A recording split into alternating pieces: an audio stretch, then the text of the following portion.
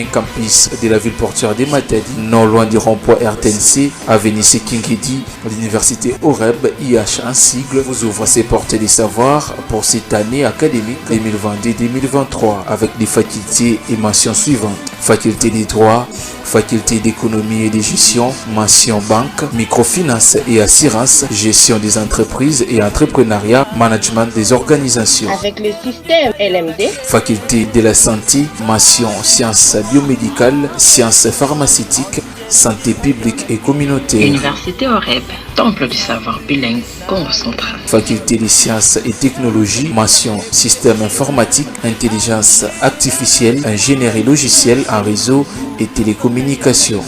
Avec l'université OREB IH, l'avenir de la jeunesse est assuré. La bibliothèque est ouverte à tous les étudiants. Faculté des sciences de l'information et de la communication, mention communication appliquée, communication des organisations, communication des affaires et marketing. En cas de coupure du courant électrique,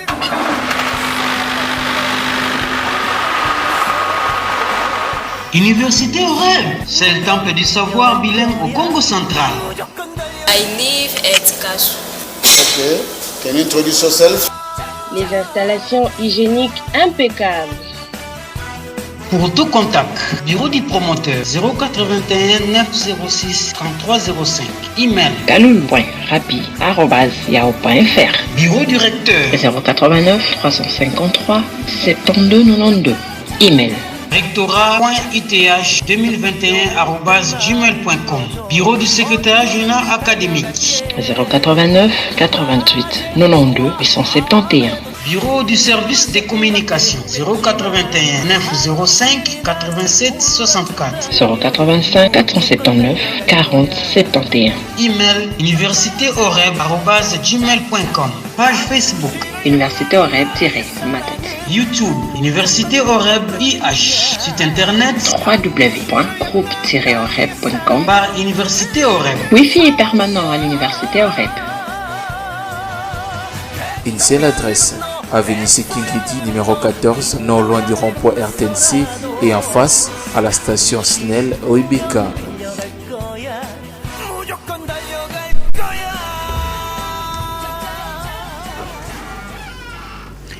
Bien, bon après-midi encore une fois de plus.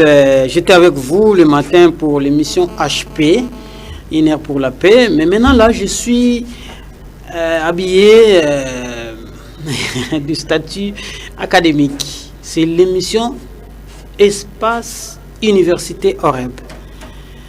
Merci encore une fois de plus à l'ingénieur Apikalou Mangombe. Ici, il est le promoteur de l'université OREB. En même temps, il en est le président du conseil d'administration, le terme qu'on appelle souvent PCA. Et cette université est lancée depuis le 23 octobre 2021 et nous allons déjà à la clôture de notre deuxième année d'existence, pourquoi pas en même temps l'année académique. Notre université est dirigée par lui, M. l'ingénieur Apikalou Mangombe comme président, mais avec un rectorat, un secrétariat général académique où on trouve un secrétaire, le professeur Mabonso Papi Xavier. Nous avons son assistant Gilio Ikoumi et nous avons les collaborateurs, les directeurs du cabinet, le chef des travaux Justin Lago, Firmemba qui du côté de la finance et ma modeste personne du côté de la communication, logistique et relations publiques. Merci à vous d'être prêts à suivre cette émission qui entre dans la logique de la science et développement. Et disons pas nous êtes à la régie finale grâce à la technicité de Emetani Manzaka, le directeur technique, qui en collaboration avec le directeur des programmes d'information, ambassadeur Presse Nzao Mavam, tous font de sorte que cet espace vive et donne le meilleur de soi-même pour que les étudiants de l'université soient très bien accueillis où ils doivent apprendre autrement parce qu'il y a des enseignants de qualité. Je ne serai pas seul au cours de cette émission. Vous allez suivre une personne importante que nous avons choisie. Elle va se présenter, cette personne-là. Et au cours de notre entretien, vous allez découvrir les thèmes que nous avons choisis tout au long de notre émission. Alors, Edison Panzou, je pense que je ne suis pas seul, comme je l'ai dit tantôt, et on peut voir avec qui j'ai fait partie de cette émission, et nous allons commencer notre échange. Waouh, il est là. Bonjour monsieur. Bonjour messieurs les journalistes. Vous allez bien?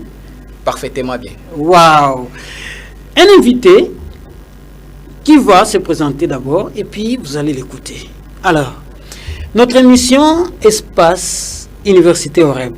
C'est une émission où nous présentons la vision de l'Université OREB, ses actions, ses activités, ce que fait l'ingénieur Apikalu Mangombe à travers sa présidence du conseil d'administration, ce que fait le secrétaire général académique, les rectorats, les étudiants, la coordination des étudiants, donc les activités de l'Université OREB.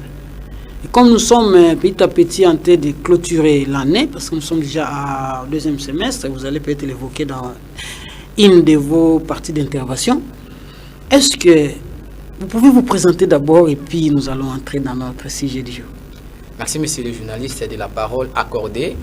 Donc je suis le docteur Massilwa Massilwa.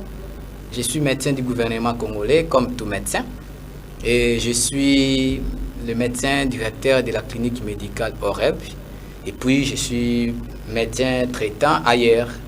Et je suis l'assistant du doyen de la faculté de médecine de l'université OREB à la personne du professeur docteur Andy Mbangama. Waouh. Donc moi je ne savais pas à qui j'ai affaire, alors que j'ai affaire, comme les enfants le disent, papa ngana bangana munganga chubanga tonga.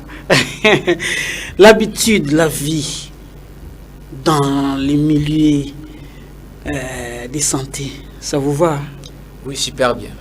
C'est notre vocation, donc ça ne peut que nous valoir. Mais on a peur de vous quand vous tenez, vous mettez... Vous appelez ça quoi quand voilà notre blouse, notre stéthoscope, voilà. Et puis après... voilà les piqûres, là, les seringues. Voilà, c'est ça qui fait un peu cette peur, n'est-ce pas, à nos patients. Mais sinon, voilà, nous sommes bien aimés par nos patients. Merci beaucoup, ce docteur Massilwa. Il est... l'assistant du doyen de l'université OREB, précisément dans la faculté de sciences de santé, même mention médecine. Alors, vous avez des bonnes nouvelles? Oui, nous avons des bonnes nouvelles. L'université OREB vous réserve des bonnes nouvelles. C'est vrai ça? Surtout dans sa faculté de médecine. Waouh! Est-ce que d'une manière ramassée, d'une manière brève, vous pouvez nous présenter comment ça se présente l'organisation administrative de la faculté d'abord? Les autres, on pourra en parler. Voilà, merci de la question posée. Quand nous faisons allusion à l'organisation de la faculté, donc nous ne pouvons pas nous en passer de parler de façon succincte de l'organisation de l'université. Donc, l'université OREB s'organise comme toute autre université, n'est-ce pas? Donc, nous avons déjà à la tête un conseil d'administration. Donc, comme chez nous, à OREB aussi, nous avons un conseil d'administration.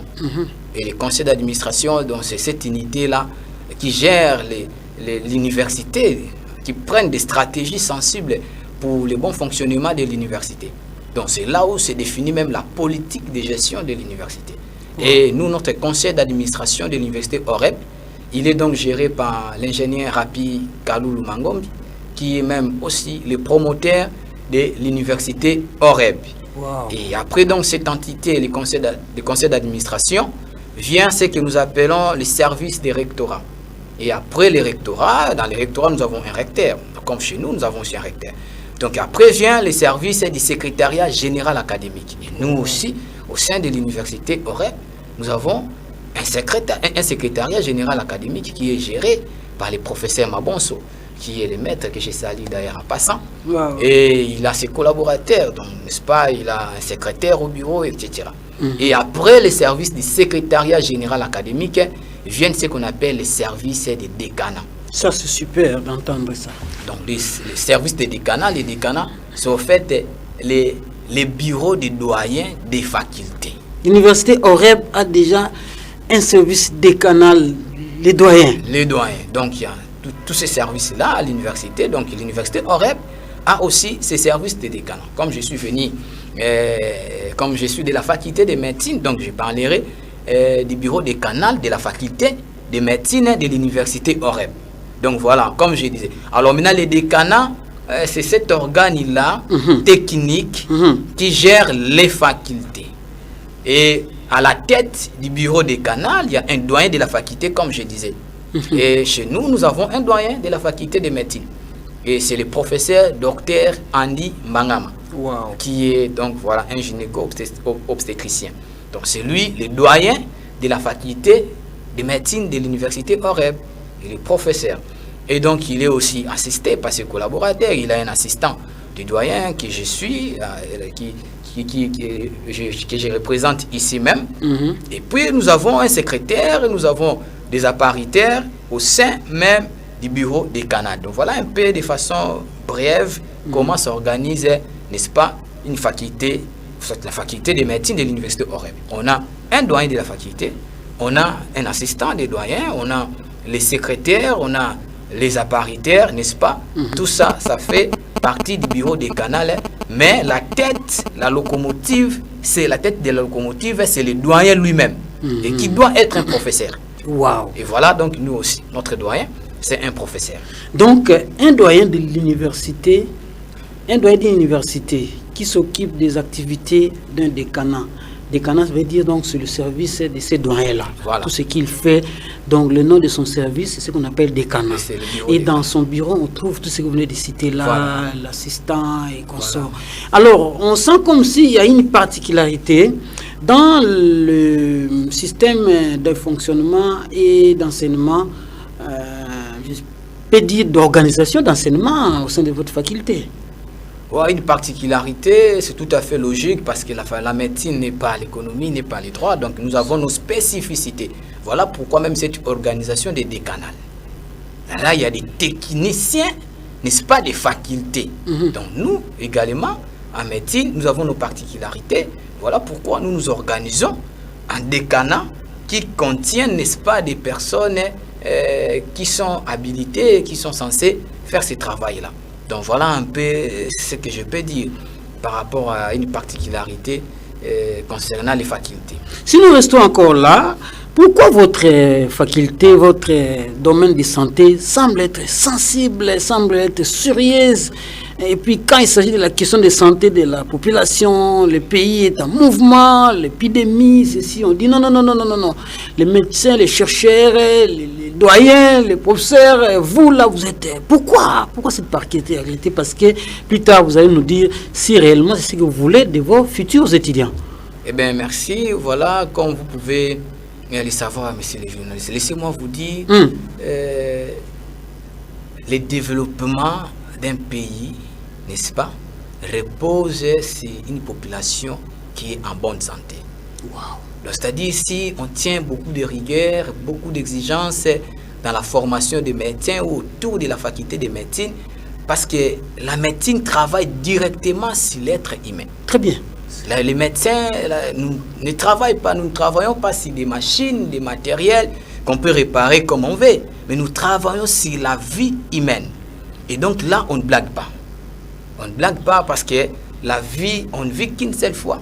Donc, vous comprenez, quand il y a un défaut de formation, n'est-ce pas, dans les chefs des étudiants, des médecins ou soit dans les médecins, vous comprenez que ça peut compromettre la santé de toute une nation et c'est les générations futures qui peuvent, n'est-ce pas, endosser ou soit être victimes de tous ces problèmes liés à un défaut de formation des médecins. C'est pourquoi on veut que la faculté de médecine puisse fonctionner selon les normes standards établies par l'OMS ou par les ministères des tutelles de notre pays.